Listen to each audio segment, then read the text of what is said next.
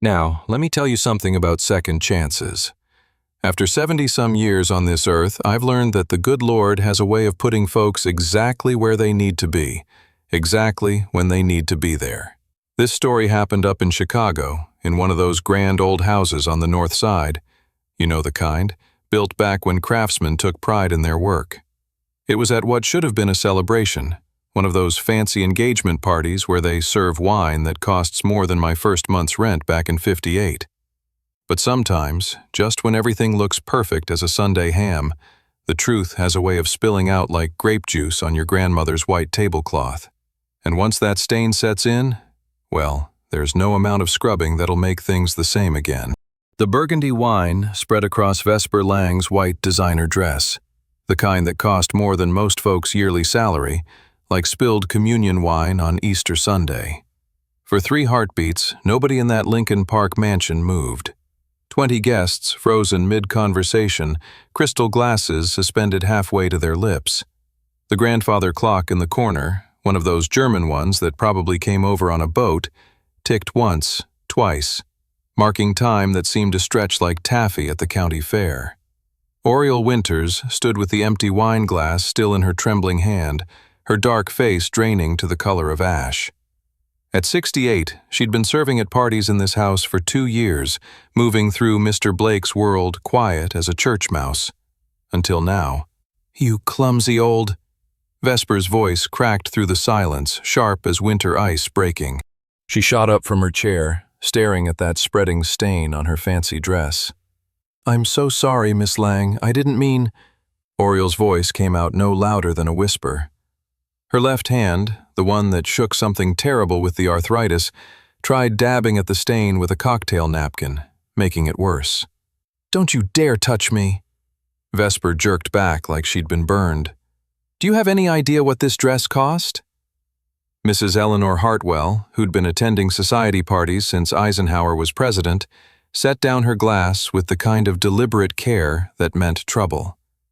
"Vesper, dear, accidents happen. We all know that." "This wasn't an accident." Vesper's perfectly manicured finger pointed at Oriole like divine judgment. "She's been getting worse for months. Dropping things, moving slow as molasses. She's too old for this work." Ossian Blake stood up slow from his place at the head of the table. At 38, he had that quiet way about him that reminded folks of Gary Cooper in those old westerns. "Vesper, that's enough now."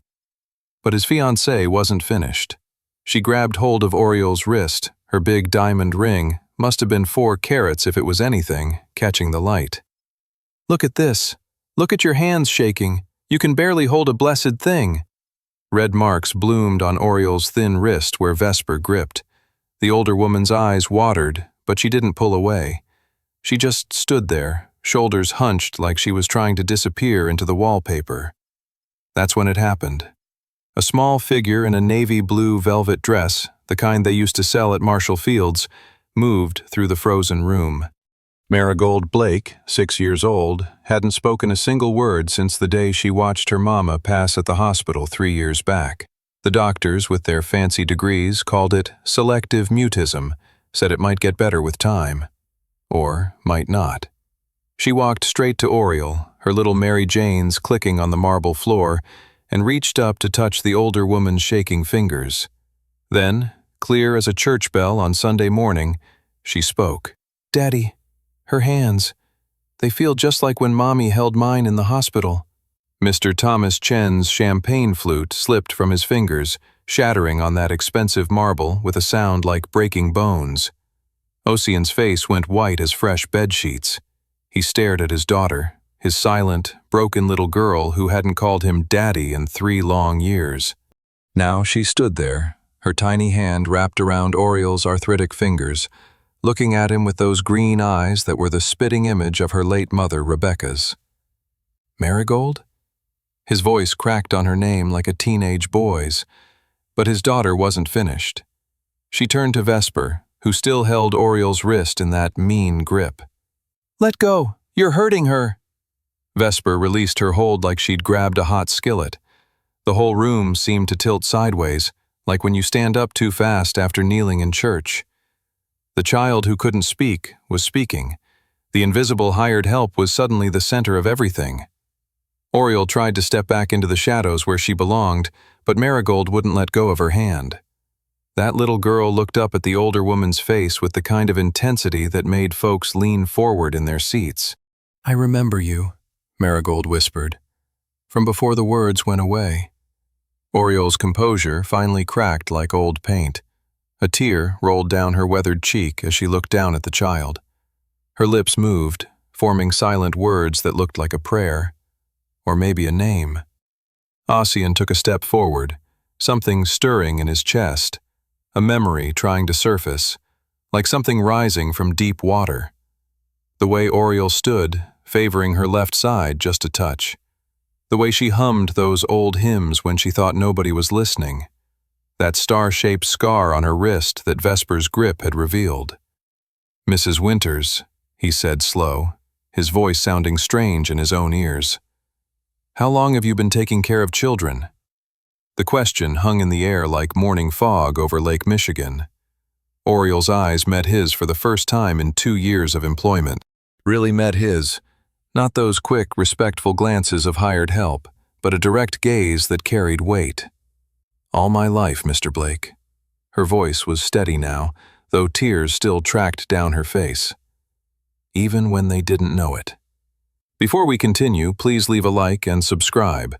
Let me know which city you're watching from. Now, let's get back to the story. Ossian's knees gave out.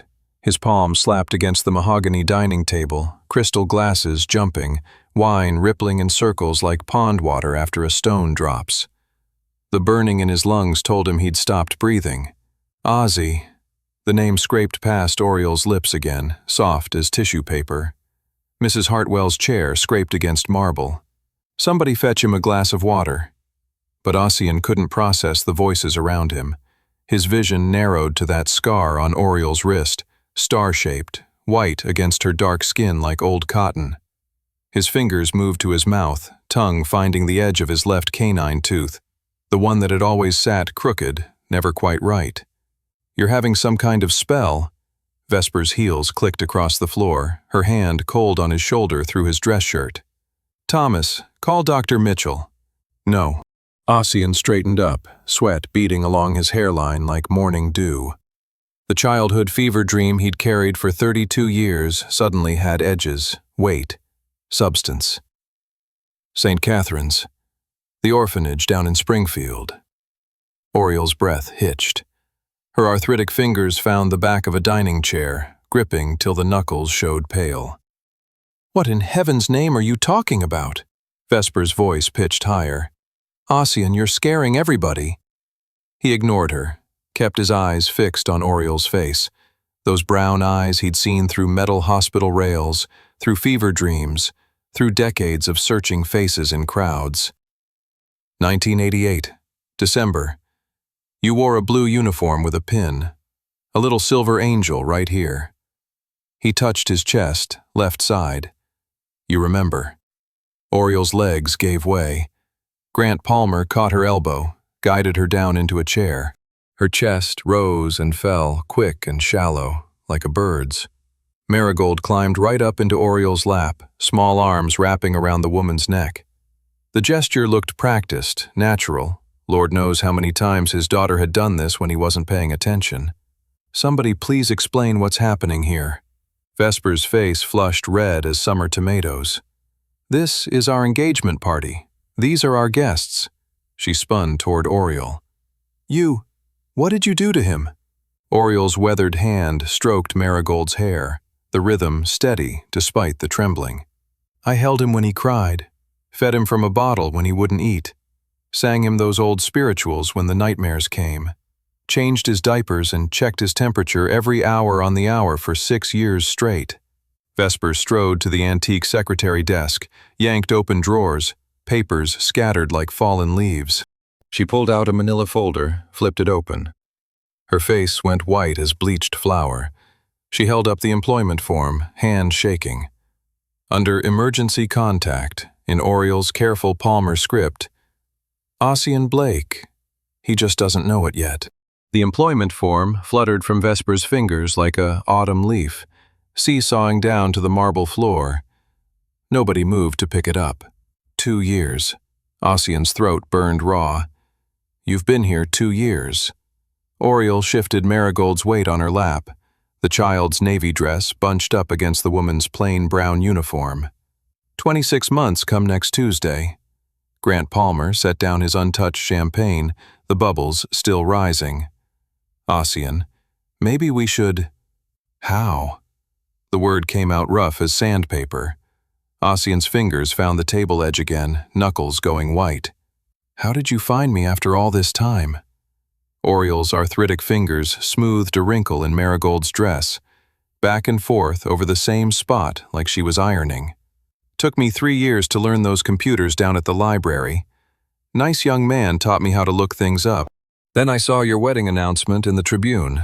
They still had the paper copies in the basement. Her eyes moved to the oil painting above the mantel. Rebecca in her wedding dress, golden hair catching sunlight like wheat in August. Your wife was beautiful. Had that kind smile that reaches the eyes. You came because of Rebecca? No. Oriole's voice dropped so low folks had to lean in to hear. I came because the announcement said you had a baby girl. Said she was 3 years old. Her weathered hand touched Marigold's cheek, gentle as a butterfly landing. Same age you were when those night terrors started. Ossian's stomach clenched tight as a fist. The nightmares, white walls closing in, machines beeping like angry hornets, someone screaming. No, that was him screaming. And through it all, a woman's voice humming, "Swing low, sweet chariot," her hand never leaving his. Vesper's heel ground against the marble as she turned. This is insane. You're telling me you've been stalking him? For 2 years? She fumbled for her phone. I'm calling the police. Now, young lady, you just put that phone away. Mrs. Hartwell stood up, her 70-year-old frame straight as a ruler despite the arthritis she never complained about. Can't you see what's happening here? She admitted it. She's been lying, manipulating. She's been working. Thomas Chen's quiet voice cut through like a knife through soft butter. He held up his phone, calculator app open. $500 a month for 30 hours a week. That comes to $4.16 an hour. Ossian's head snapped toward Vesper. What did you say? His fiancée's face flushed deeper, like she'd been slapped. She agreed to it. Never said one word of complaint. $4.16 an hour? The numbers wouldn't add up right in Ossian's head. His cleaning lady at the office made $30. The federal minimum wage is $7.25, has been for years. She's old. She can't do what younger… Stop. Ossian's voice carried that tone he used when deals went south. He turned to Oriole. Show me your hands. The older woman hesitated, then held them out. Knuckles swollen like walnuts under thin skin. 2 fingers on her left hand bent sideways at angles that weren't natural. The tremor was constant now, worse than he'd ever noticed. Rheumatoid arthritis. Dr. Patricia Wells, who'd been quiet in the corner, leaned forward. Advanced stage.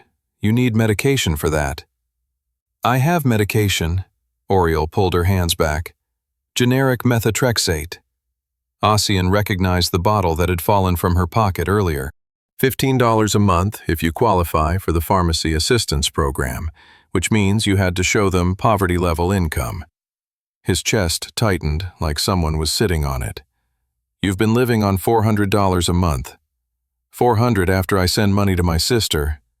Oriole's voice stayed level as a carpenter's measure. She's got the farm out in Iowa. Bad harvest 3 years running now. Marigold lifted her head from Oriole's shoulder.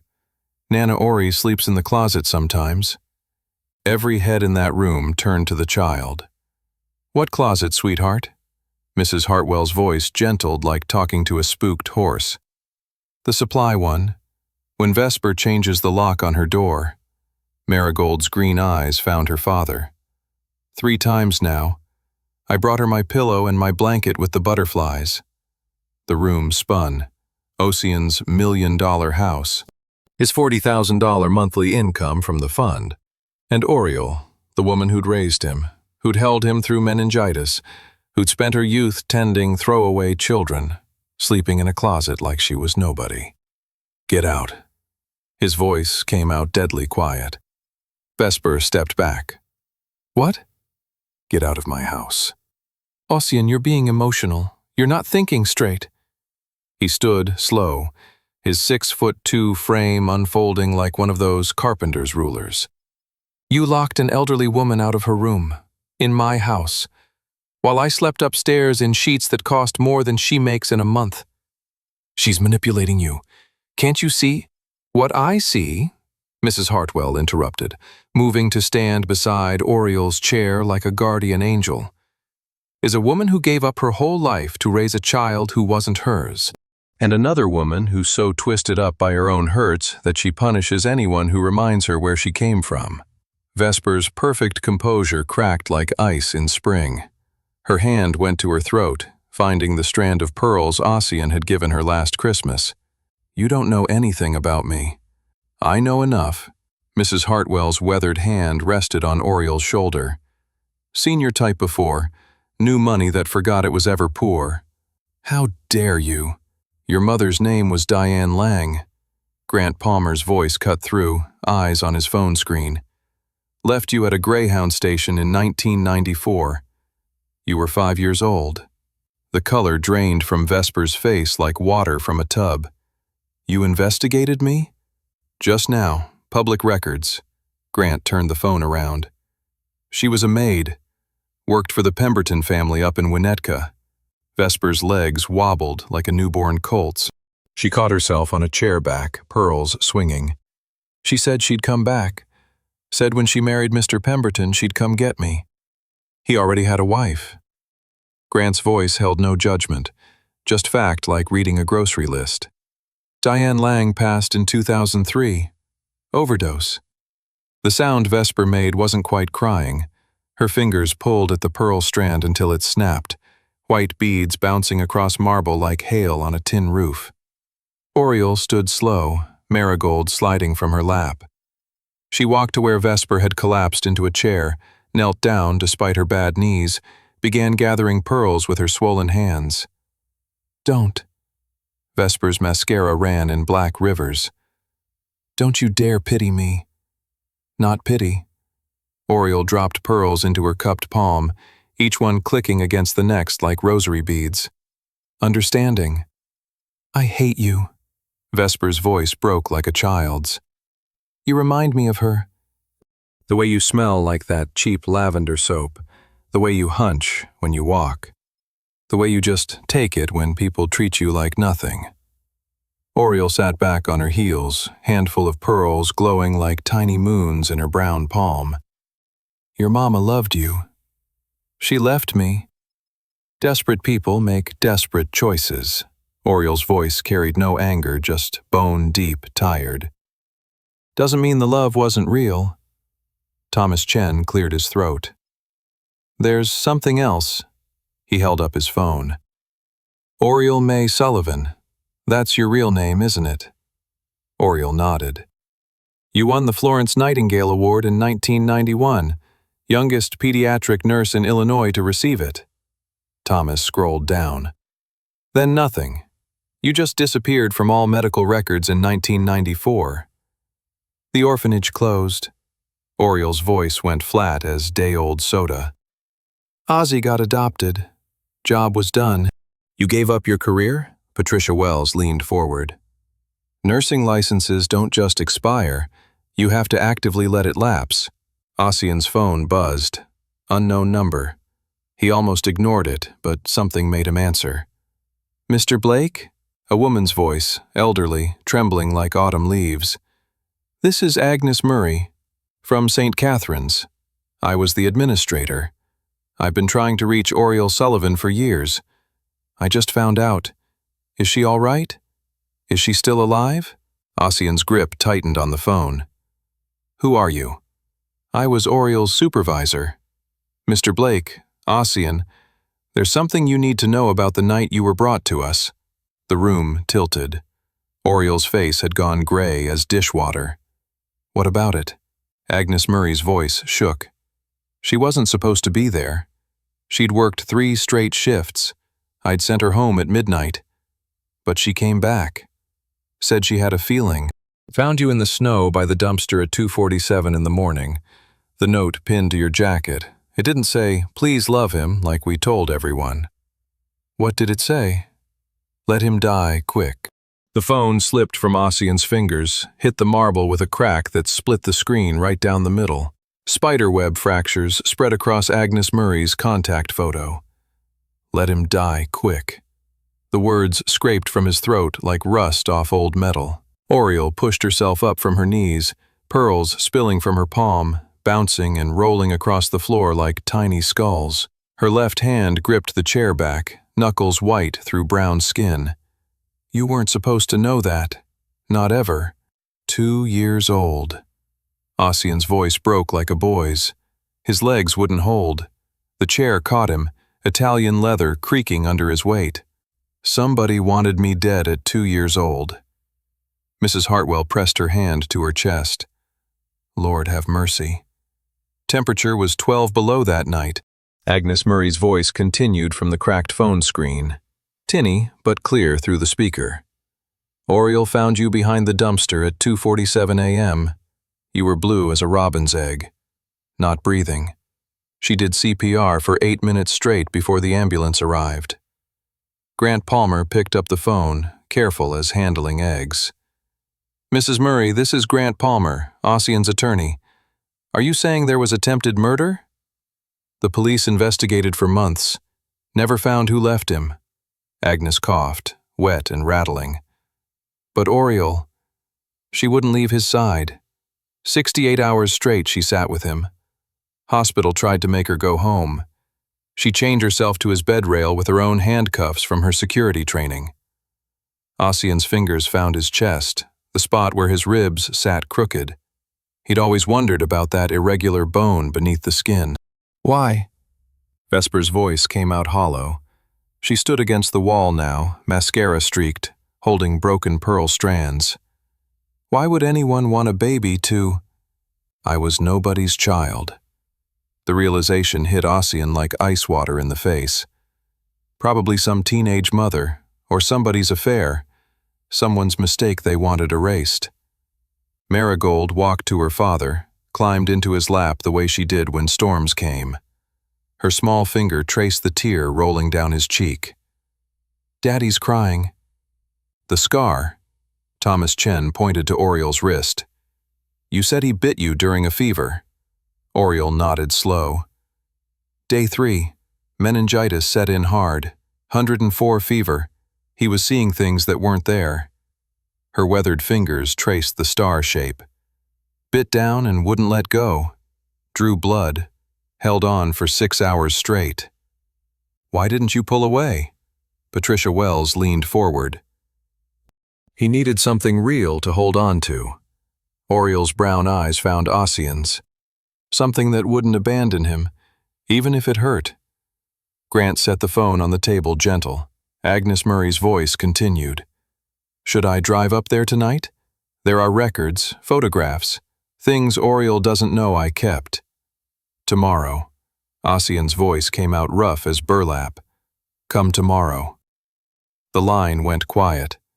Silence filled that big mansion like water filling a glass. The grandfather clock ticked. Someone's champagne glass fizzed, bubbles rising and dying.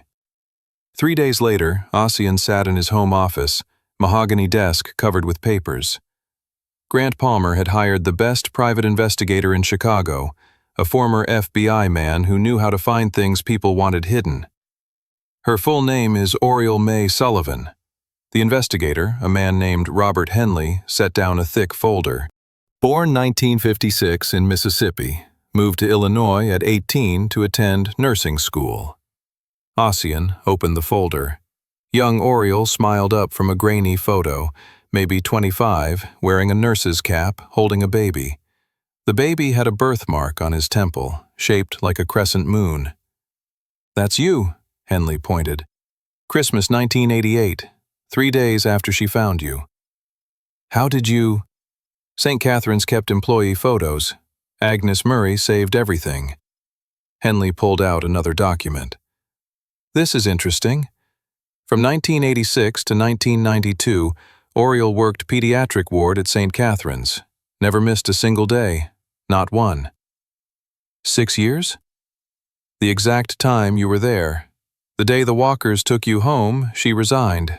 Just walked out. Never looked back. Ossian's chest tightened. He flipped through more photos. Oriel feeding a baby. Oriel reading stories. Oriel sleeping in a chair beside a hospital crib, her hand through the bars. There's more. Henley pulled out financial records. She paid for your early medical care out of her own pocket. What? The state funding only covered basics. You needed special formula, allergic to the regular stuff.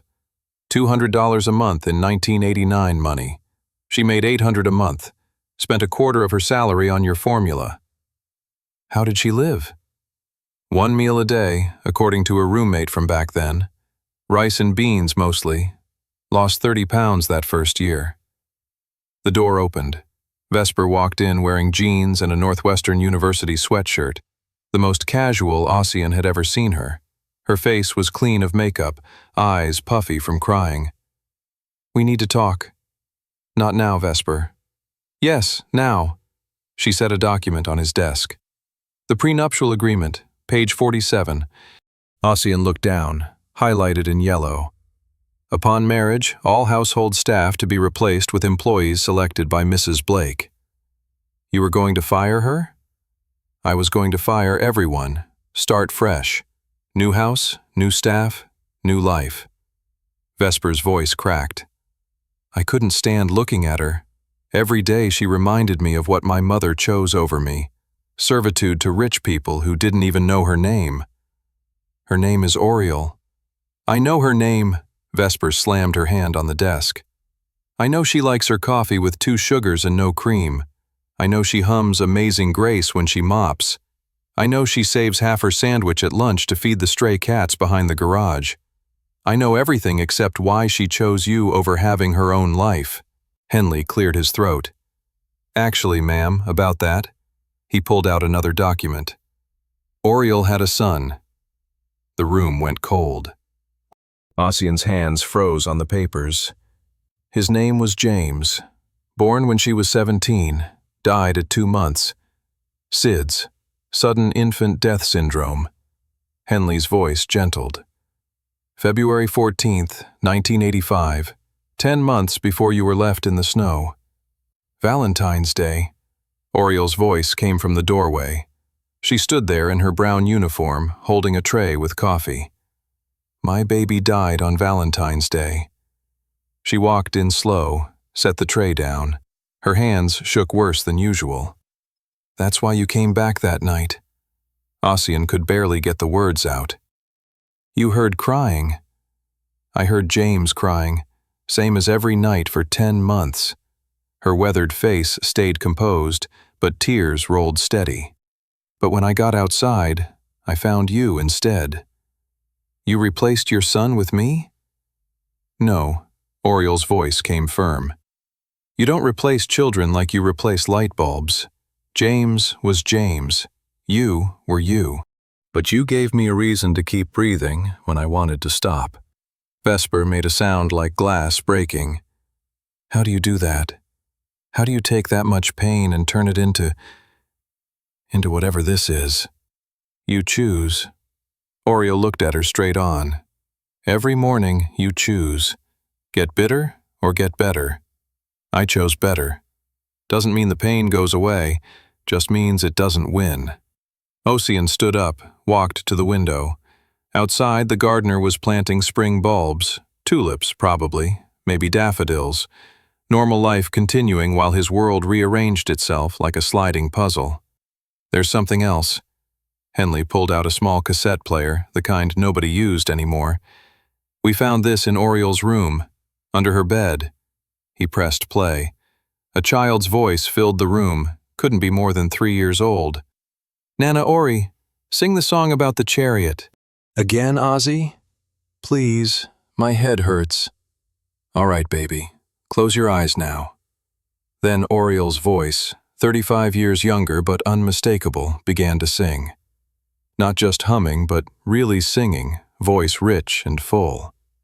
Swing low, sweet chariot, coming for to carry me home. Ossian's knees buckled. That voice. That exact voice had pulled him through 100 nights of fever, terror, loneliness. Turn it off. His voice came out strangled. Henley clicked stop. When was that recorded? March 1989. You'd just turned 3. According to the medical records, you had scarlet fever. Marigold, who'd been coloring quietly in the corner, looked up. That's the song Nana Ori sings when I can't sleep. Everyone turned to stare at the child. She comes to my room when I have bad dreams, sits in the rocking chair, sings till I fall asleep. Marigold went back to coloring. Every night since Mommy went to heaven. Ossian looked at Oriel. Every night? She needed someone. You needed sleep for your work. Oriel shrugged like it was nothing. What else was I going to do at 2 a.m.? How did I not know? You take those pills Dr. Mitchell gave you. Sleep like the dead till morning. 3 years.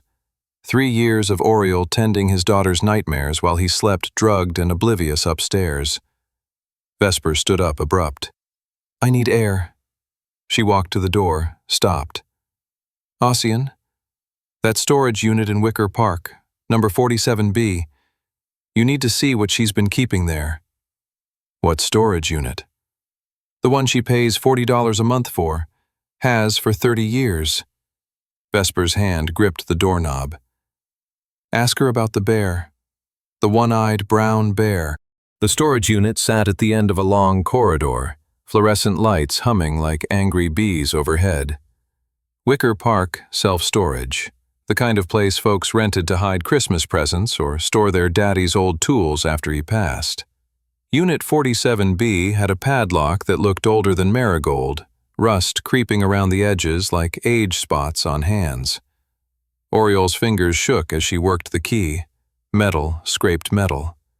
The lock fell open with a click that echoed down the empty hallway. 30 years, she said, quiet. Haven't opened this in 30 years. The door rolled up on squeaky tracks. Stale air rushed out, carrying the smell of old paper and mothballs, like opening your grandmother's hope chest. Ossian stepped inside first. His foot hit something soft. A teddy bear.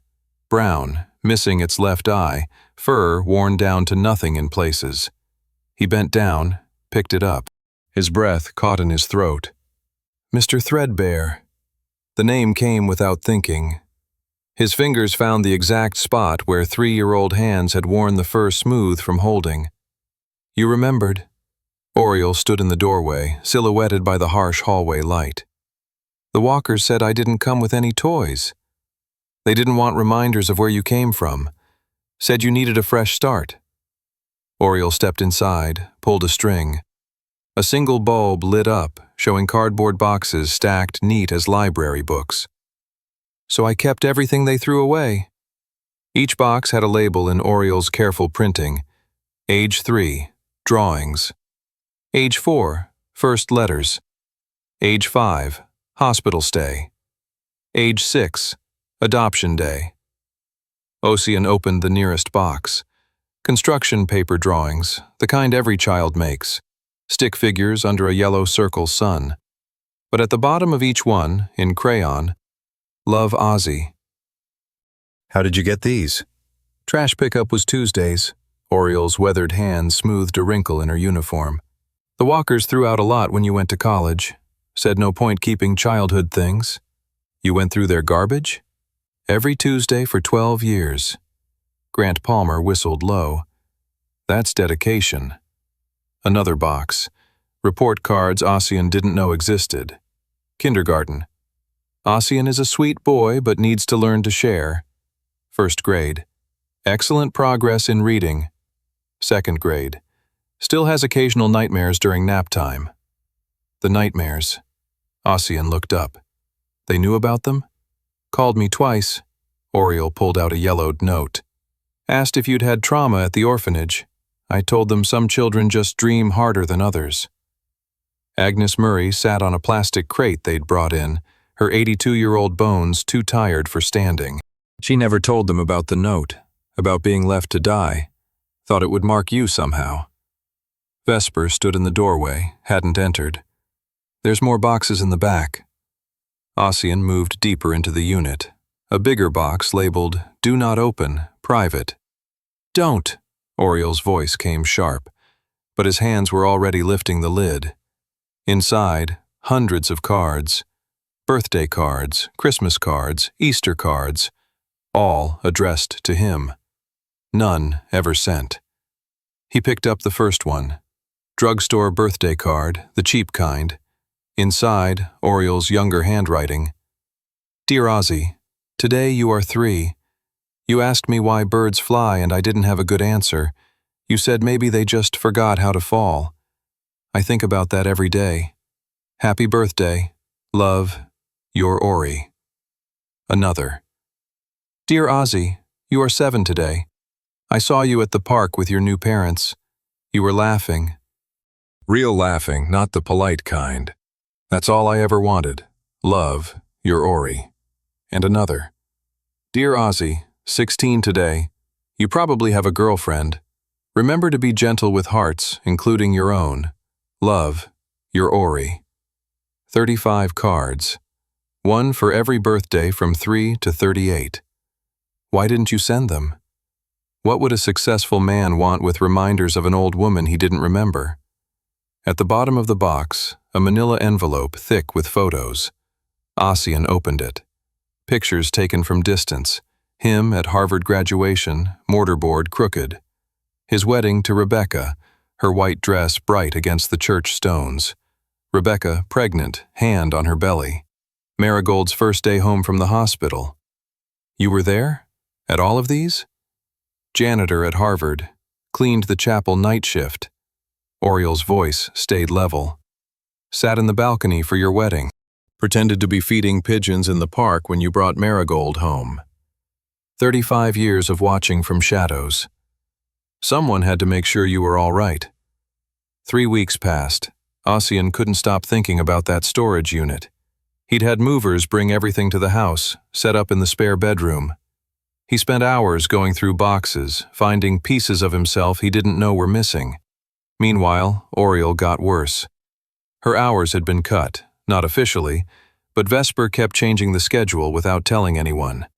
Some days Oriel showed up at 5 a.m. to find the door locked, would wait on the porch till someone noticed her. This has to stop, Ossian cornered Vesper in the kitchen. She's an old woman. She's a liar, Vesper slammed the dishwasher closed. 2 years of deception. She took care of our home, of Marigold. Of you, you mean. Vesper's eyes were bloodshot. She'd been drinking more since the revelation. Wine at lunch, whiskey at dinner. It's always been about you, your precious Ozzy. That's not. Thursday she couldn't open a jar of pickles. Her hands were shaking so bad. You know what I did? I laughed. Vesper's voice cracked. I laughed at an old woman's pain because I'm turning into my mother. Your mother left you. That wasn't your fault. No, but what I'm becoming is. She pulled out a folder. I had her investigated too. Vesper, shut up and look. Medical records from the past 2 years. Emergency room visits Oriel never mentioned. Malnutrition, exhaustion, untreated diabetes. She hasn't been taking her insulin. Vesper pointed to a test result. Can't afford it. The assistance program has a waiting list. I'll pay. With what? Half your assets are tied up in the fund investigation. Ossian grabbed the papers. Blood sugar levels that should have put her in a coma. Kidney function declining. Nerve damage spreading. She's dying. Patricia Wells had arrived for lunch, looked over his shoulder at the records. Slowly, but dying. How long? Without proper treatment? Maybe a year. The front door opened. Oriel's slow footsteps in the foyer. She appeared in the doorway, holding Marigold's hand. The child had a bandage on her knee. She fell at school, Oriel explained. Nurse was at lunch, so I cleaned it up. Nana Ori made the hurt go away. Marigold pulled free, ran to show her father the bandage. She sang the special song. You went to her school? Ossian looked at the clock. That's a 40-minute bus ride. They called. You were in a meeting. Mrs. Lang was… Oriel glanced at Vesper. Busy. I was drunk. Vesper's voice came flat. Say it. I was passed out drunk at 11 a.m. Oriel said nothing, just walked to the sink, started washing dishes. Her left hand couldn't grip the sponge proper. It fell. She bent to get it, grabbed the counter when her knee buckled. Enough. Ossian crossed the kitchen, took the sponge. You're done for today. I haven't finished. You're done. He walked her to the basement apartment, the same one Vesper had locked her out of 3 times. Inside was sparse as a monk's cell. Single bed with a handmade quilt, card table with a hot plate, 3 pairs of shoes lined up by size, and covering every wall, photographs of him. My God. I know how it looks. Oriel sank onto the bed, springs creaking. Like some crazy old woman's shrine. Like love. Marigold had followed them down. She walked to a photo of Ossian as a baby. That's love on the walls. Grant Palmer appeared at the door. Ossian, you need to see this. They went upstairs. Grant had his laptop open on the kitchen counter. Remember how Oriel said she sends money to her sister in Iowa? $100 a month. There is no sister in Iowa. Grant turned the screen.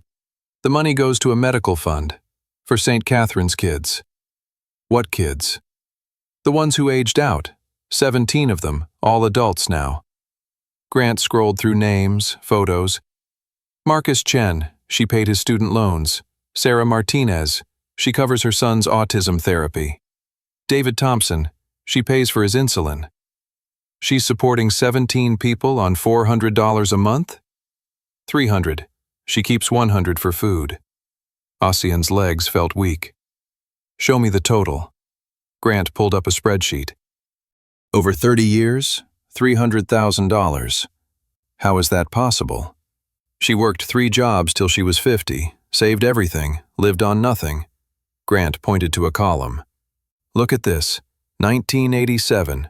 She sold plasma twice a week to pay for Jonathan Miller's cancer treatment. 1990. Worked nights at a meatpacking plant to cover Jennifer Adams' wheelchair. Stop. Ossian couldn't breathe right. Please, stop. But Grant continued. 1995. This is the big one. She donated a kidney. What? To a stranger. Woman named Maria Santos. 3 kids. Husband had just died. Oriel was a perfect match. The room spun. Oriel had given away an organ. Just gave it away. There's more. Grant pulled up another document. The woman's daughter is now Senator Elizabeth Santos Rivera. The senator from Illinois? Her mom's been trying to find the donor for 20 years. Oriel always refused contact. Footsteps on the stairs. Oriel appeared, moving slow as molasses in January. I need to start dinner. You need to rest. Marigold has to eat. We'll order pizza. Growing children need proper meals.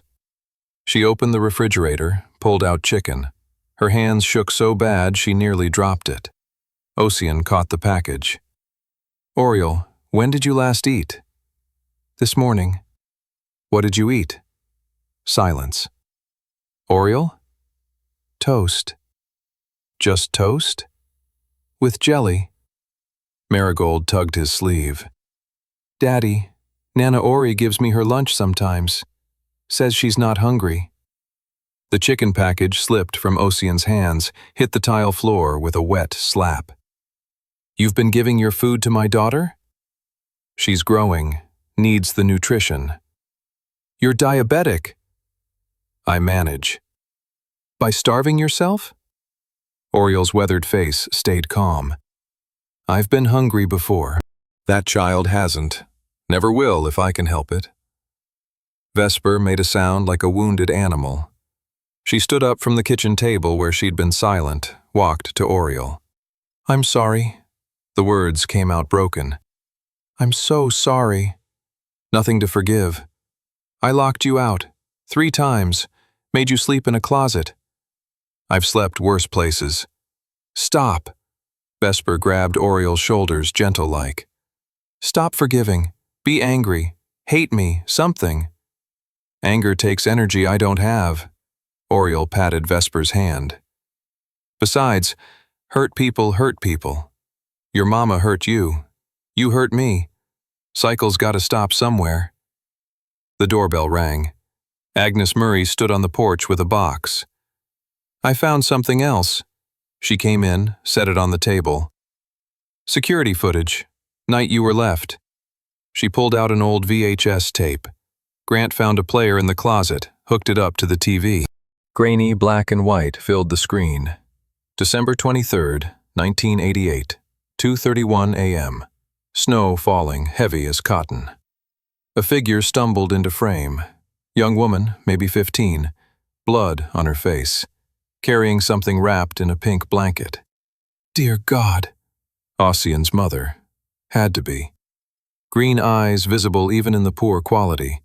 The girl fell twice, got up, reached the dumpster, kissed the bundle, set it down, gentle, started to leave. Came back, pulled off her coat, her only coat in a Chicago December, wrapped it around the bundle. Then she ran. 2:47 a.m. Oriel appeared in her nurse's uniform, walking past, stopped, turned back. Something made her look. The old tape crackled, but they could see her drop to her knees in the snow, pull out the baby, press her ear to his chest. Start CPR. Tiny chest compressions with 2 fingers. Mouth to mouth on something so small. 3 minutes. 4, 5, 6, 7, 8. Then the baby's arm moved. Oriel clutched him against her chest, rocking back and forth. The security camera caught her face clear for just a moment, tears streaming, mouth moving in what looked like prayer. She saved you. Agnes's voice was thick. 8 minutes of CPR in 12 below weather. Turn it off. Ossian's voice came out strangled. But the tape kept playing, Oriel carrying the baby inside. The timestamp jumped. 5:15 a.m. Oriel in a chair, still holding the baby. A police officer trying to take him. Oriel's arms locked tight. The officer pulled harder. Oriel bit him. She bit a cop? Grant laughed, shocked. Wouldn't let go for 72 hours. Agnes pulled out a police report. They had to let her hold you during the entire investigation. The tape ended. Static filled the screen. Ossian looked at Oriel. She sat at the kitchen table, hands folded, calm as a lake at dawn. You bit a police officer for me. He was rough. You were scared. I was unconscious. No, you were playing dead. Saw your eyelid twitch. She smiled, soft. Smart baby. Knew to be still when danger was near. The phone rang. Unknown number. Mr. Blake? This is Caroline Mitchell, from Milwaukee. A woman's voice, nervous. I think I'm your mother. Sunday morning, April 28th, 6:43 a.m. The egg slipped from Oriel's fingers. Shell and yolk splattered across the worn linoleum, yellow spreading like spilled paint on a drop cloth. Her left knee buckled like a folding chair giving way. Her palm slapped against the Formica counter, missed, caught nothing but air. The floor rushed up fast. Her shoulder hit first, a dull crack, then her hip. The coffee mug she'd set on the counter's edge tipped, shattered into pieces sharp as broken promises. Hot coffee pooled around her cheek, steam rising with the smell of burnt Maxwell House. Marigold stood frozen in the doorway, purple pajamas with unicorns her Grandma Hartwell had given her, clutching that one-eyed bear. The child's mouth opened wide. No sound came out. Then, Daddy! The scream tore through the quiet morning like a siren. Daddy! Nana's sick! Nana's on the floor! Footsteps thundered overhead. Ossian taking the stairs 3 at a time. He appeared in thermal underwear and yesterday's t-shirt, hair sticking up like wheat stalks. Don't move her. He dropped to his knees in the spilled coffee, not even noticing the heat soaking through his pajama pants. Oriole, can you hear me? Her eyelids fluttered like moth wings. Lips moved, but no words came. Her left hand, the one with the nerve damage from holding his IV 35 years ago, twitched against the wet floor. Call 911. He kept his voice steady for Marigold, but sweat beaded on his forehead. The child ran for the kitchen phone, bare forgotten on the floor. Ossian's fingers found Oriole's neck. The pulse felt like thread under tissue paper, racing fast and uneven. Her skin had gone gray as dishwater, cold and clammy as a cellar wall. Nana Ori? Marigold held the phone, tears rolling down her round cheeks. Is she dying like Mommy? No, sweetheart, give me the phone. The dispatcher answered quick. Ossian rattled off the address, symptoms, kept his free hand under Oriole's head to protect her airway. Coffee pooled around them both, cooling fast on the old linoleum. Sir, is the patient conscious? Oriole's eyes opened, unfocused as old glass. Her weathered hand reached up, found his face. Ozzy. Breakfast. Marigold needs her breakfast.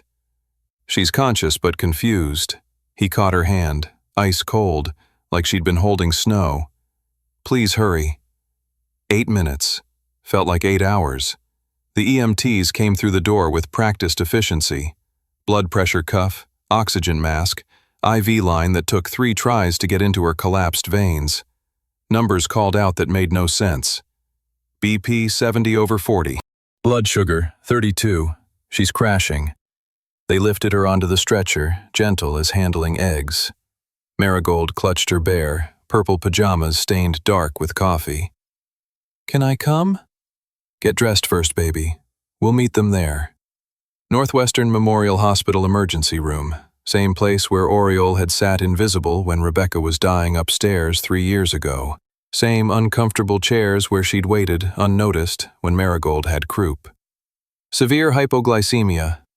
Dr. Sarah Mitchell's scrubs had blood on them, someone else's from an earlier trauma. When did she last eat? I don't know. Is she diabetic? Yes, but I don't know what medications. The doctor's face tightened like a fist. How long has she worked for you? 2 years. And you don't know her medical history? Shame burned his throat like swallowing lye. No. We need to run tests, full panel.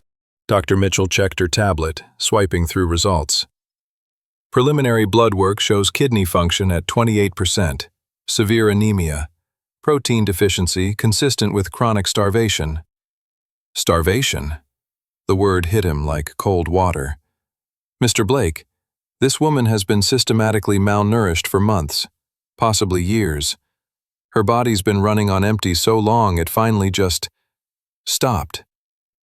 The automatic doors whooshed open. Vesper walked in carrying her yoga mat, wearing those $100 exercise tights young people favored, face set in that irritated expression she got when interrupted. Ossian, we had brunch reservations at the Peninsula. The Johnsons are expecting. Oriole collapsed. So? Call an ambulance and meet me. She stopped, saw his coffee-stained clothes, his hands still shaking. You came here? For the help? She's not. He stopped, turned away. She needs surgery. Dr. Mitchell returned with her iPad. Mr. Blake, I need insurance information. She doesn't have insurance. I'll pay cash. The surgery she needs, bilateral carpal tunnel release to restore hand function, arterial repair, plus treatment for kidney failure. We're looking at minimum $47,000. That's if there are no complications. Fine, whatever it takes. Vesper's heel clicked on the tile as she stepped forward. Excuse me? $47,000? For someone who makes $500 a month? $400, Ossian corrected. She sends $100 to Iowa. That's not our responsibility. Mr. Blake? A voice, gentle as morning rain, interrupted. An elderly priest stood in the doorway, white collar stark against his black shirt, hands clutching a worn Bible with a cracked leather cover. "I'm Father Thomas O'Brien. I'm here to see Oriel Sullivan." "She's unconscious, Father." "I know, the nurses called me." The priest's blue eyes, faded with age, held deep sadness. "I'm listed as her emergency contact at church." "She goes to church?" Another thing Ossian didn't know. Every Sunday, 5 a.m. Mass at St. Alphonsus. Has for 30 years. Father O'Brien's weathered hands trembled slightly on the Bible. "Front row, left side, third seat in. Never missed except when she was in the hospital donating that kidney." "You knew about that?" "I drove her there. Drove her home, too, though she insisted on taking the bus." The priest looked at Vesper. "Christmas Eve, 1995. She walked into that hospital and gave away an organ to a complete stranger. You know what she said? 'It's Christ's birthday.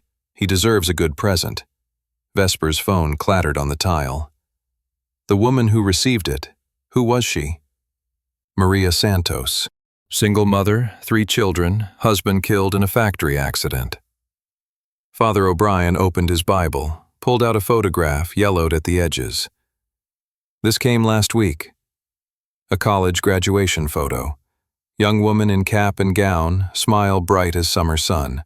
On the back in neat handwriting, "For my anonymous angel, my daughter Julia just graduated from Northwestern Medical School. She wants to be a pediatric surgeon to help children like you helped us. Forever grateful, Maria Santos." "Oriel never saw this?"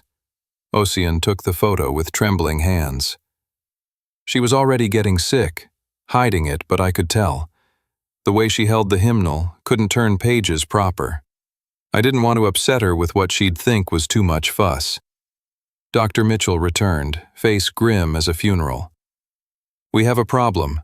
The blood work shows acute kidney failure. Her remaining kidney is shutting down. Dialysis? Would buy time, maybe. But Mr. Blake, she needs a transplant, soon. We're talking days, not weeks. I'll get tested." The words came out before thought. "Right now." "Ossian," Vesper started. "Anyone else who wants to help, get tested too." He looked around the waiting room. 2 nurses on break, an orderly mopping, strangers with their own troubles. "I'll cover all medical costs for anyone who gets tested." "That's not how it works," Dr. Mitchell said gently. "The waiting list—" "Then I'll get tested anyway." "Me too." Marigold stood up from the plastic chair where Grant had been watching her, still holding that one-eyed bear. "I want to give Nana Ori my kidney." "You're too young, sweetheart." "Then I'll give her my lunch. Every day. She can have all my sandwiches." The waiting room filled up slow as molasses. Mrs. Hartwell arrived first with a casserole dish nobody touched. Thomas Chen brought his laptop, working quiet in the corner. Agnes Murray drove down from Wisconsin in her old Buick, carrying 3 cardboard boxes of records. "I brought everything," Agnes said, setting down the boxes gentle. "Every record from St. Catherine's about Oriel. Thought you might want to know who she really was." Ossian pulled out a file folder. Oriel's employment record from 1986. A photograph paper-clipped to the front. Young Oriel, maybe 28, smiling wide, holding a baby. The baby had a crescent moon birthmark on his temple. Him. Definitely him. "Mr. Blake?" Dr. Mitchell returned. "She's asking for you. She's conscious, but very weak." The ICU hummed with machines, ventilators whooshing, monitors beeping, IV pumps clicking like knitting needles. Oriel looked small as a child in that hospital bed, lost in white sheets. The oxygen mask fogged with each labored breath. "Ozzy." Her voice came out thin as paper. He took her hand, the damaged one, feeling the constant tremor. "I'm here." "Marigold?" "In the waiting room, drawing you pictures of butterflies." A ghost of a smile crossed her lips. "Tell her, sorry about breakfast. The oatmeal's still in the pot. Oriel, Listen." Her grip tightened weakly, like a newborn grabbing a finger. "Storage unit. Bottom box. Blue folder. What's in it?" "Your mother. Caroline Mitchell. I found her." His breath stopped. "You found my birth mother?" 2010. She came to Chicago. Looking for you." Each word cost her effort, like lifting heavy stones. "Coffee shop on Division Street. She showed me your baby picture. The one the police took." "You met her?" 2 hours. She cried the whole time. Oriel's eyes closed. Kept saying she was sorry, that she was only 15, that her teacher, he hurt her. "Why didn't you tell me? You were happy. Rebecca was pregnant. Why bring old pain to your door?" The heart monitor picked up speed, beeping faster. Dr. Mitchell appeared at the doorway, her blood pressures dropping. "Oriel." Blue folder. Her damaged hand squeezed his once more. "She wrote you letters. 39 of them. One every birthday. Never sent them. Where is she now?" "Milwaukee. Social worker. Helps teenage mothers." Oriel's breathing grew more labored. "She never had other children. Said she didn't deserve them after what she did. But you forgave her." "Before I even knew her story." The oxygen mask fogged faster. "Sometimes people need forgiveness more than they need judgment." The monitor's beeping turned frantic. Dr. Mitchell pushed past him. "She's going into cardiac arrest." "Ozzy." Oriel's eyes found his one last time. "Your mother. She was just a child, 15. The teacher who hurt her, his name was Richard Blake." The room tilted. "Blake?" "Your adopted family, the Walkers. Richard Blake was Mr. Walker's brother." The monitors screamed. Oriel's body went rigid. Dr. Mitchell started compressions. "Get him out!" The monitors shrieked like sirens. Red lights flashed across every screen. Dr. Mitchell's hands pressed down on Oriel's chest, compressions that made ribs bend in ways they shouldn't. "Get him out!" Mitchell's voice cut sharp. Strong hands gripped Ossian's shoulders. Grant Palmer dragged him backward through the ICU doors. They swung shut with a thump. Through the narrow window, bodies moved around Oriel's bed in a choreographed dance he'd seen before, 3 years ago, when Rebecca was dying. "Breathe!" Grant's voice sounded far away. "Ossian, you need to breathe." His lungs burned. When had he stopped? The hospital hallway tilted like a boat in rough water. His palm slapped against the wall, holding himself upright. Mr. Walker's brother, Richard Blake. The family reunions every 4th of July. Christmas dinners at the big table. Uncle Richard, with his professor glasses and soft voice, playing checkers with him when he was 7, 8, 9 years old. Bile rose sharp and acidic. Ossian lurched to the wastebasket, emptied his stomach. Coffee and acid burned his throat. "Daddy?" Marigold stood 10 feet away, still clutching that one-eyed bear. "Is Nana Ori going to heaven like Mommy?" Through the ICU window, paddles pressed against Oriel's chest. Her body jerked like a broken marionette. Again. Again. "Clear!" Dr. Mitchell's mouth formed the word. Another jerk. The flat tone of the monitor continued its single note. Vesper appeared from the elevator, heels clicking sharp on the tile. "Ossian, we need to talk." "Not now." "Yes, now." She held up her phone, screen bright in the hospital lighting. "While you've been here playing the devoted son, the SEC called. They're investigating your fund." His head snapped toward her. "What?" "3 of your trades last month. The ones I warned you about." Her voice dropped low. "They're calling it insider trading." "That's impossible." "Is it? Your client, David Chen, his brother works at Pharmatech, the company you shorted." Through the window, CPR continued. Oriel's face had gone blue-gray under the harsh lights. 17 minutes down, according to the wall clock. "I'll handle it Monday." "There is no Monday." Vesper stepped closer, close enough he could smell her perfume, something French and expensive. They're freezing your assets tomorrow morning. Unless... Unless what? You marry me. Tonight. Spousal privilege. I can't testify about what I know. The world sharpened into focus like adjusting binoculars. Vesper's calculating eyes. The diamond on her finger catching the fluorescent light. The sound of Oriel's ribs cracking under compressions. You're blackmailing me. While she's dying. I'm being practical. She's 70 years old, Ossian. Even if she survives, what then? You bankrupt yourself for someone who has maybe a year left? Maybe less? Get out. Think about Marigold. If you go to prison, get out. Vesper's face hardened like concrete setting. You have until midnight. After that, I make the call to the federal prosecutor. My college roommate, remember her? Her heels clicked away down the hall. Daddy, why is that lady so mean to Nana Ori? Marigold pressed against his leg, warm and small. Through the window, Dr. Mitchell stopped compressions, looked at the clock.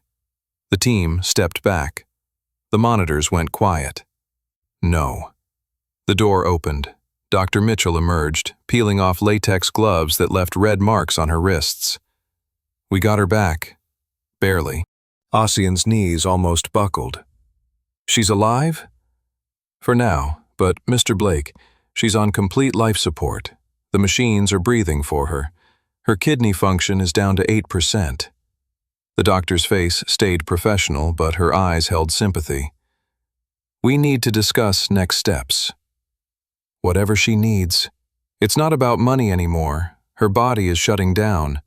Without a kidney transplant in the next 72 hours... Mitchell didn't finish the sentence. Test me, right now. We will, but the chances of you being a match... Then test everyone. I don't care if you have to test the whole city. Mitchell nodded slowly. There's something else. She was conscious for about 30 seconds before we lost her again. She kept saying a name. William.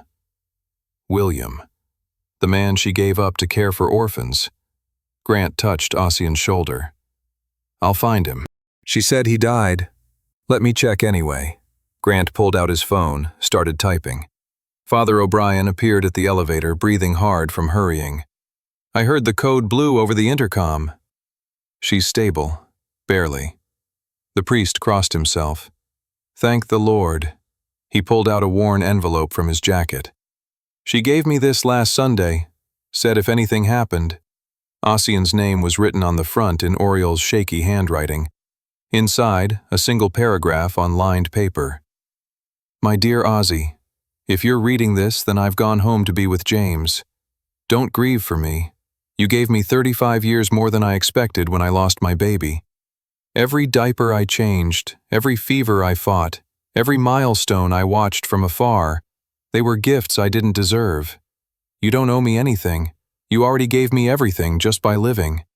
Your survival was my salvation. All my love, your Ori. The paper trembled in his hands. Mr. Blake? A young woman in scrubs approached, maybe 25. I'm Janet Martinez. I was working here in 1995 when Oriel donated her kidney. You remember her? How could I forget? She walked in on Christmas Eve, said she wanted to give someone the gift of life. Janet's brown eyes filled with tears. My mother was dying in room 302. Oriel was a perfect match. Room 302. The same room where Oriel lay dying now. Your mother survived? 29 years and counting. Had 3 more kids after that. Became a teacher. Janet pulled out her phone, showed a photo of a large family gathered around a Christmas tree. 42 people in this picture, all because a stranger gave up an organ. Can your mother? Could she donate back? She would in a heartbeat, but she has diabetes now. Can't donate. Grant looked up from his phone, face pale. Found him. Dr. William Hayes, retired surgeon, lives in Evanston. But Oriel said he died. No. Grant turned the screen around. William Hayes, 71, widower as of last year. His wife died, not him. Ossian grabbed the phone. The photo showed an elderly man with kind eyes standing in a garden full of roses. The newspaper caption read, "Dr. Hayes tends his late wife's memorial garden, grown from seeds saved since 1995. The year Oriole chose orphans over love. He waited for her? No, he married someone else in 1996. But look at this." Grant scrolled down. His wife's obituary. Patricia Hayes, beloved wife of William, who taught him that second loves can be just as deep as first ones. "Call him." Grant dialed, put it on speaker. 3 rings. "Hello?" An old man's voice, gravelly with age. "Dr. Hayes? This is Grant Palmer. I'm calling about Oriole Sullivan." Silence, then a sharp intake of breath. Is she all right?" "She's in the ICU at Northwestern. Kidney failure." A sound like something breaking. "I'll be there in 20 minutes. Dr. Hayes." "Son, I've been waiting 40 years to hear her name again. 20 minutes. The line went dead. "Daddy?" Marigold tugged his shirt. "Can I see Nana Ori?" Through the window, Oriole lay still as a photograph, machines forcing air into her lungs. The woman who'd saved him, raised him, gave up everything, reduced to tubes and wires and numbers on screens. His phone buzzed. Text from Vesper. 10 hours left. Choose her or Marigold's future. Another buzz. Unknown number. He answered without thinking. "Mr. Blake, this is Caroline Mitchell, your birth mother. Oriole called me 3 days ago, said you might need me. I'm in the hospital lobby." The elevator descended slow as honey. Each floor number lit up and dimmed. 7, 6, 5. Ossian's reflection in the steel doors. Coffee stains on his shirt like old blood. 5 o'clock shadow rough as sandpaper. Eyes hollow as empty wells. Marigold's hand in his felt sticky with graham cracker crumbs. Grant stood beside them, phone pressed to his ear, still trying to reach Dr. Hayes again. The lobby opened up before them, marble and glass, morning sun cutting through the windows in sharp angles, dust motes drifting like snow. A woman sat alone on the bench farthest from the door. Gray-streaked brown hair pulled back in a drugstore clip. Navy cardigan worn thin at the elbows. Hands clasped so tight the knuckles showed white through skin. She looked up. Green eyes with gold flecks. His eyes staring back at him from a stranger's face. Caroline Mitchell stood slow as an old woman, though she couldn't be more than 53. Her mouth opened, closed. No sound came out. 39 years of silence stretched between them thick as cotton. "You have her eyes." Caroline's voice came out cracked like old leather. "Oriole's eyes. Kind eyes." Marigold stepped forward, still holding that one-eyed bear. "Are you my grandma?" Caroline's hand flew to her mouth. A sound escaped, half laugh, half sob. I don't know, sweetheart. Am I? Daddy?" Marigold looked up, confused. Ossian's throat closed up tight. This woman, 15 years old, bleeding, terrified, had wrapped him in her only coat before leaving him to die. Grant's phone rang. "Dr. Hayes is here. Parking garage, level 2. Bring him straight to ICU." Ossian's voice came out rough. To Caroline. "Come with us." "I don't deserve—" "Oriole's dying. She called you. That means something." The elevator rose. Nobody spoke. Caroline pressed herself into the corner like she was trying to disappear. Marigold hummed, soft. That same tuneless melody Oriole always hummed when she did dishes. ICU doors. Through the window, Oriole unchanged, machines doing the work of living for her. Dr. William Hayes stood at the nurse's station. 71 but straight-backed, silver hair neat as a military cut, hands steady as stone. His eyes found Oriole through the glass, and his composure cracked like old paint. Dear God. Ori. He moved toward the door. Dr. Mitchell blocked him. "Family only. I am family." His voice broke on the word. 40 years ago I asked her to marry me. She said she had children to watch over first. I said I'd wait. His weathered hand pressed flat against the glass. I'm still waiting. Mitchell stepped aside. William entered slow, like walking into church. His fingers found Oriel's hand, the damaged one. He lifted it gentle to his lips, kissed the scars. You stubborn woman. You beautiful, stubborn woman. The monitors beeped steady. No response. I brought them. William reached into his jacket pocket, pulled out a small cloth bag. The rose seeds, from the garden you planned, the one we never got to plant. He opened the bag careful.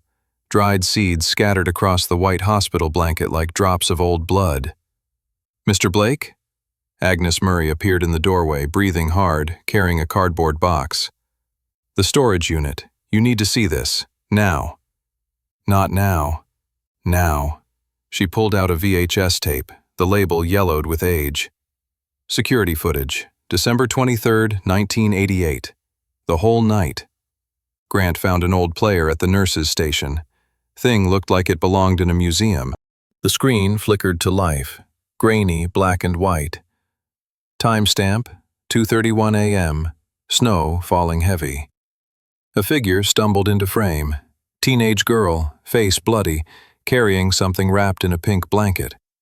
Caroline made a sound like she'd been punched in the stomach. The girl on screen fell hard on her knees, got up, fell again, reached the dumpster behind St. Catherine's.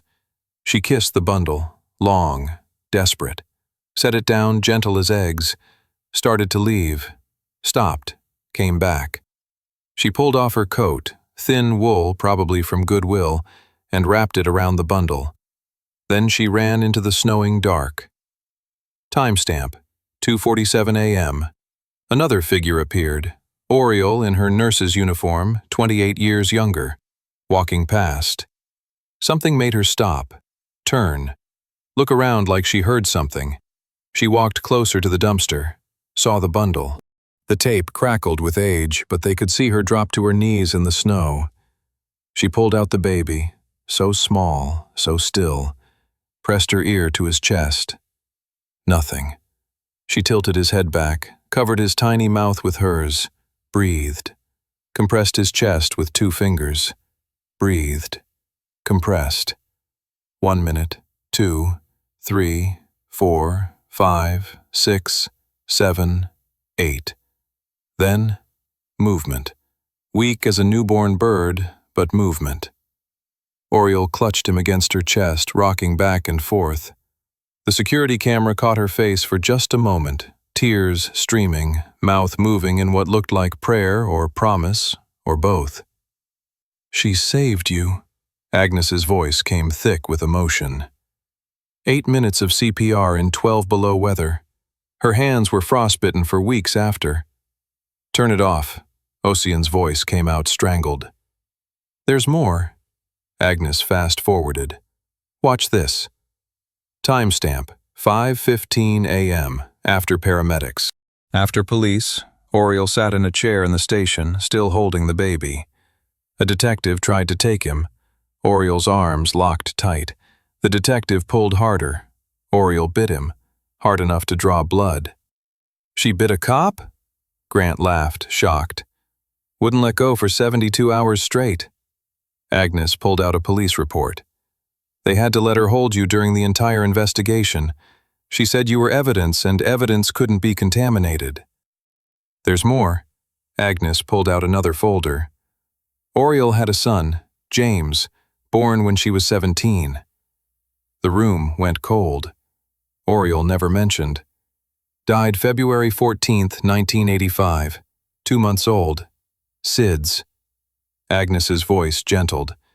10 months before you were left in the snow. Valentine's Day. William's voice came quiet from beside Oriel's bed. She called me crying. Couldn't stop for weeks. That's why she came back that night. The pieces clicked in Ossian's head. She heard crying. She heard James. William's weathered hand stroked Oriel's hair. She always heard him crying in the wind, but that night, when she went to check, she found you. Caroline sobbed quietly in the corner. Someone wanted you. She wanted you. Ossian's phone buzzed. Vesper, 5 hours. Decide. Another buzz. Unknown number. Mr. Blake? A woman's voice, professional. This is Sharon Davies from the SEC. We need to meet immediately. I can't. It's about Vesper Lang. She's been recording your conversations for 6 months. We have evidence she's been feeding information to her ex-boyfriend's fund in Singapore. She's trying to frame you for her insider trading. The phone slipped from his numb fingers, clattered on the tile. William's voice cut through. She's coding again, the monitors screamed. Oriel's body went rigid, back arched like a bow. Dr. Mitchell rushed in with her team. Everyone out! Through the window, they watched Mitchell work. Injections pushed. Compressions started. The paddles charged. We're losing her. Mitchell's mouth formed the words. William pressed both palms against the glass. Don't you leave me, Ori. Not when I just found you again. Caroline dropped to her knees right there in the hallway, hands clasped. Please, God, let me trade places. Let me pay for what I did. Marigold pulled on Ossian's shirt. Daddy, why isn't Nana Ori waking up? The flatline tone filled the hallway like a scream. Time of, Dr. Mitchell started. No! William's fist hit the glass hard. Check her pupils. Check them now. Mitchell lifted Oriel's eyelid, jerked back. Responsive. She's still in there. Locked-in syndrome. William's voice shook like leaves. She's conscious but can't move, can hear everything. Ossian pushed through the door. Oriel's eyes were open, staring at the ceiling tiles. Tears rolled down her temples into her gray hair. She can hear us? Every word. William took her other hand. Ori, if you can hear me, blink twice. 2 blinks, slow, deliberate. We're going to save you. William's voice cracked like old wood. I'm getting tested. Everyone is. 1 blink. No. Yes. Ossian squeezed her fingers. You saved me. You raised me. You loved me when nobody else would. Her eyes moved to Caroline, standing frozen in the doorway. Caroline approached like walking to the gallows. I'm sorry. I'm so sorry. I was 15 and scared and bleeding and... 3 blinks from Oriel. Then her eyes moved to the ceiling. More tears came, but something in her face looked like... peace. Mr. Blake? Dr. Mitchell checked her tablet. The blood work is back. You're not a match. Neither is Dr. Hayes. The words hit like stones. But... Mitchell scrolled down. Caroline Mitchell, you're a perfect match. Caroline's hand trembled against the consent form. The pen left ink spots where she paused, like drops of rain on paper. Where do I sign? Dr. Mitchell pointed. Here, initial here, and here. The operating room schedule lit up on the monitor. Tomorrow, 6 a.m. 2 operating rooms side by side. That's it? Caroline looked at her son, still strange thinking that word. I just sign and you save her life. Ossian's voice stayed level. Through the ICU window, Oriel's eyes tracked their movements. Still locked in her body, still crying. June 15th. The Drake Hotel ballroom glittered with crystal chandeliers and white roses that cost more than most folks' mortgage payments. 300 guests in their Sunday finest. The string quartet played Bach, the expensive kind that nobody really listens to. Ossian stood at the altar in a tuxedo that fit like it was painted on. The officiant, an Episcopalian minister, kept checking his watch. Whispers rippled through the crowd like wind through wheat. Ladies and gentlemen, Ossian's voice carried across the ballroom. There won't be a wedding today. Gasps. Phones appeared, everyone recording. 2 months ago, I learned what family really means. He pulled out a photo from his jacket. Oriel in her hospital bed, surrounded by 17 grown folks from St. Catherine's who'd driven through the night to see her. Family is who shows up when you can't pay them back. He walked down that aisle, past shocked faces frozen like a painting. The reception's paid for. Please, enjoy it. But I have somewhere more important to be. Northwestern Memorial, room 302. Oriole sat upright in bed, eating green jello with her good hand. The surgical scars on her belly still pink and angry-looking. Caroline lay in the next bed, one kidney lighter, reading a paperback novel from the hospital gift shop. "You missed your wedding." Oriole's voice came out rough from the weeks of intubation. "I was exactly where I needed to be." September, Oak Park. The house had 3 bedrooms, one bathroom that always ran unless you jiggled the handle, kitchen cabinets that didn't quite close right. The mortgage payment was less than Ossian used to spend on a single bottle of wine. "Daddy, can Peter come for dinner?" Marigold stood at the screen door, backpack bouncing on her shoulders. "Ask Nana Ori." Oriole sat at the kitchen table, her morning pills arranged in a rainbow on a paper towel. Steroids for the transplant, insulin for the diabetes, pain pills she never took. "What is it, baby girl?" "Peter from school. Can he come for dinner?" Peter. First friend Marigold had made since she started talking regular again. "Of course he can." Oriole stood slow, her hand finding the counter for balance. "I'll make pot roast." "I'll help." Caroline came out from the guest room where she stayed 3 nights a week now, learning how to be a grandmother at 53. The kitchen filled with the comfortable chaos of meal-making. Ossian peeling potatoes with a dull peeler, Caroline chopping carrots into coins, Marigold setting the table with mismatched plates from the Salvation Army. The golden retriever they'd named Hope begged at their feet, tail thumping against the worn linoleum. William arrived at 4 with roses from the garden they'd finally planted together, 40-year-old seeds that somehow still grew. Mrs. Hartwell at 5 with her famous cornbread. Grant at 5:30 with papers to sign. SEC dropped all charges. Vesper took a plea deal, 3 years minimum security. Good for her. Ossian signed where Grant pointed. The fund was dissolved. The mansion sold. Enough money set aside for Marigold's education and Oriole's medical care. The rest donated to St. Catherine's, reopening as a medical clinic. Dinner crowded the small dining room. Peter, a shy boy with thick glasses, giggled at Marigold's knock-knock jokes. Hope stationed herself under his chair, waiting for dropped scraps. "Nana Ori?" Marigold asked through a mouthful of mashed potatoes. "Tell Peter about when Daddy was little." Oriole smiled, the kind that reached her eyes now. "Well, your daddy once tried to eat a whole birthday cake by himself. 3 in the morning.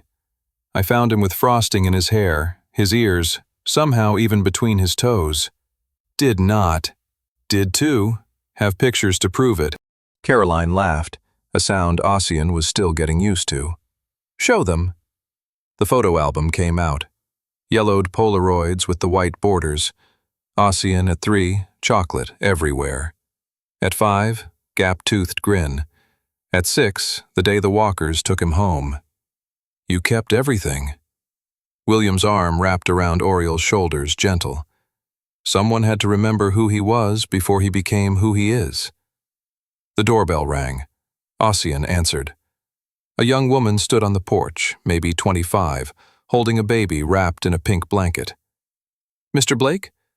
I'm Julia Santos, Senator Santos Rivera's daughter." The medical student. "Doctor now, pediatrics." She smiled, shifting the baby's weight. "This is my daughter. We named her Oriole." From the dining room, Oriole's voice. "Well, don't just stand there letting the heat out. Bring that baby in here." Julia entered, was immediately absorbed into the chaos. Another chair squeezed in, another plate found.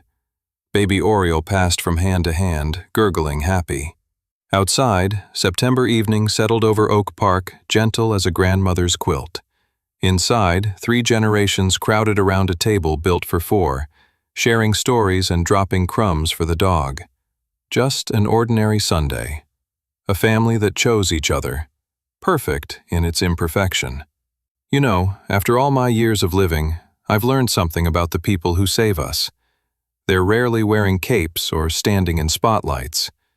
They're the ones who show up at 2 a.m. when nightmares come, who eat one meal a day so a child they're not related to can have formula, who hold your hand through fever dreams even when you bite hard enough to leave scars. Oriole spent 39 years proving that love isn't measured in DNA or dollars, but in showing up when there's nothing in it for you. She went through strangers' trash to save a boy's drawings, gave away a kidney to a woman she'd never met, slept in closets while the family she served slept in Egyptian cotton. We all know an Oriole.